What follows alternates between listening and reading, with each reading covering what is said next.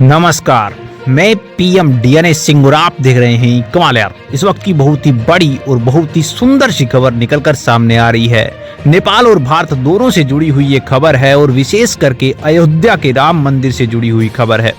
जिसका जिक्र तो पहले भी हो रहा था, लेकिन अभी जो खबर, जो इमोशंस यहाँ पे सामने निकल कर आए हैं, वो बहुत ज़्यादा यहाँ पे हम कह सकते हैं कि समानताएं दिखाते हैं दोनों देशों के बिलीफ को दिखाते हैं और इसके साथ साथ भगवान श्री राम के अंदर कितनी आस्था है दोनों देशों की, ये भी वो जाहिर करते हैं। इम्पोर्टेंट इसलिए भी हो जाती है कि दोनों के कल्चर के अंदर श्री राम का बहुत बड़ा नाम है, दोनों ही हिंदुज़म कंट्री हैं और इसके साथ साथ दोस्तों ये बहुत बड़ी बात बन जाती है कि दोनों देशों के लोग ने किस तरह से जो यहाँ पे मूर्ति के पत्थरों के ऊपर अपना यहाँ पे श्रद्धा कहें या फिर आस्था कहें दिखाई है, वो सब देखने लायक है। बहुत ज़्यादा वायरल ये चीज़ें हो रही हैं, इसी के बारे में हम यहाँ पे विस्तार से बात करने वाले हैं, तो वीडियो के अंत तक बने रहिए। और अगर आप चैनल पे नए हों तो चैनल को सब्सक्राइब करके बेल आइकन दबा लीजिए ताकि आपको अगला अपडेट भी सबसे पहले मिलकर। चलिए वीडियो शुरू करते हैं। दोस्तों आपको पता ही होगा कि इन्हीं दिनों जो कि अयोध्या के राम मंदिर की मूर्तियां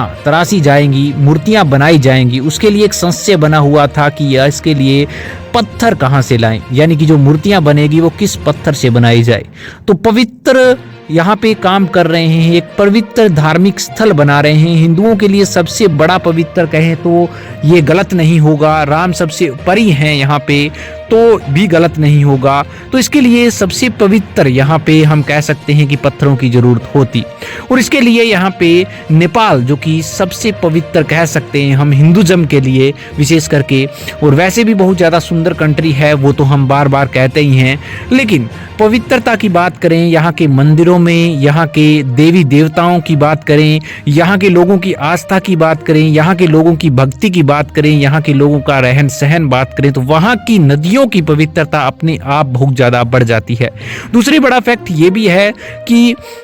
जिसे हम सबसे पवित्र कहते हैं हिमालय, और जिसे हम कहते हैं माउंट एवरेस्ट जो कि पहाड़ी है, वहाँ से अगर पानी आ रहा है तो कहीं ना कहीं हम गंगा को भी इन्हीं पर्वतों से निकली हुई मानते हैं, जो यहाँ पे हिमाचल प्रदेश में है, लेकिन वो है तो इन्हीं का हिस्सा।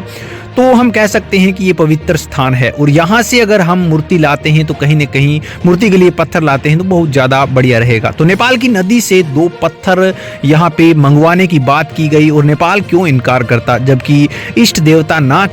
कि इष्ट भगवान कह सकते हैं हम, ना केवल भारत के लिए बल्कि उतना ही प्रिय हम कह सकते हैं कि नेपाल के लिए है, और नेपाल ने हाँ भी कर दी। और नेपाल के लिए ये भी बहुत अच्छा है, क्योंकि ये एक बहुत बड़ी बात हो जाती है कि कोई भी जाने इस चीज़ को, इतना बड़ा मंदिर बन रहा है भगवान श्री राम का, और इसकी मूर्ति कहां से बनी हुई है, कहां से लाए गए पत्थर हैं ये, तो नेपाल का नाम आता है, तो वो भी बहुत बड़ी बात हो जाती है। तो ये डील हो गई। उसके बाद अभी यहाँ पे जब पत्थर लाए गए दोस्तों, इसको तराशने के लिए, तो जब यहाँ पे बॉर्डर के ऊपर आई ये पत्थर, तो वहाँ पे नेपाल और भारत दोनों यहाँ पे देशों के लोग इसकी आस्था के लिए, इसकी पूजा के लिए, श्री राम के यहाँ पे मूर्ति निर्माण के लिए जो पत्थर हैं उनके ऊपर चढ़ाया गया, जो मटेरियल्स हैं जो कि आस्था के रूप में चढ़ाया जाता है, जैसे अगरबत्ती या फिर हम कहें कि चुनरी हैं, उन सभी के प्रति बहुत ज़्यादा करुणा दिखाई। और इसके साथ साथ लोग रो रहे थे, लोग काफ़ी ज़्यादा आंसू बहा रहे थे। अब इसे खुशी के आंसू कहें या फिर जो नेपाली लोग हैं वो अपने पत्थरों के प्रति इतना ज़्यादा अट्रैक्शन दिखा रहे थे, उसके प्रति कहें कि ये आंसू निकल रहे थे। अब इसके अंदर कुछ लोगों की ये भी भावना रही होगी कि पवित्र जो पत्थर हैं वो कहीं ना कहीं जा रहे हैं हमें छोड़कर। दूसरी ओर भारत के लोग भी रो रहे, तो ये यहाँ पे सफिशिएंट नहीं बैठता। कहीं ना कहीं लोगों को आस्था थी बहुत ज़्यादा बड़ी, और इसी आस्था का रूप है कि यहाँ पे जो अयोध्या के अंदर ये पत्थर लाए गए हैं और पवित्र माना गया है इन्हें, और अब इन्हें तराशा भी जाएगा। ये जो यहाँ पे बात कर रहे हैं वो देवी शिला यात्रा की बात कर रहे हैं। जब भारत में प्रवेश कर रही थी ये शिलाएं, तो हजारों भक्त जो कि भारत के भी थे, नेपाल के भी थे, और पवित्र पत्थरों का काफ़ी ज़्यादा स्वागत कर रहे थे। हजारों भक्तों ने यहाँ पे, ये मंडे का दिन था और उस समय